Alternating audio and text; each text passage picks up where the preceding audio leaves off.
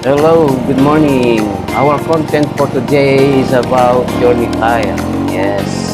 Update ko po sa inyo mga tropa tips itong ating Journey Tire. No? Real talk lang mga kaibigan, guys. Sa loob na isang buwan sa paggamit ko dito sa Journey Tire, wala akong masasabi sa kanya. Hindi naman siya madulas sa kalsada. Ramdam mo naman kasi kung pag madulas sa kalsada. Siyempre, pag lalo na pag ikaw nakasakay, ramdam mo siya.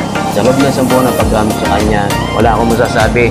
Sobrang makapit at worth it naman tayo dito sa ating ibinaya dito. Hindi naman tayo lugi. Kaya, guys, ang masasabi ko lang dito kay Journey Tire ay magaling siya. Hindi kayo iwanan ito sa alanganin. Para sa akin, matibay siya.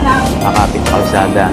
Kaya guys, kung kukuha kayo ng Journey Tire, hindi kayo magsisisi. Bagay na bagay po dito sa Hot Racer itong Journey Tire. Kaya hindi ako nagpo-promote ito. Pero masaya lang ako kasi meron akong Journey Tire na maaasahan sa aking pagra-rides. Makapit siya talaga. Hindi kayo magsisisi mga tropa tips.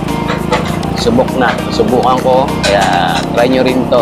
Update ko po ulit kayo pagkalipas na 5 buwan. Tingnan natin kung ilang percent na nagagamit. Kung gusto nyo na mas matibay, syempre branded na ang bilhin mo para mas matibay. Pero kung maliit lang ang budget tulad ko, ito na lang po, Journey Tire. Ang piliin nyo, kababang presyo lang po siya, matibay at may kasama pang previous yan. Naging previous nga pala nito yung tire sealer at saka yung okay guys, susunod na kwentuhan natin tungkol kay Journey Tire.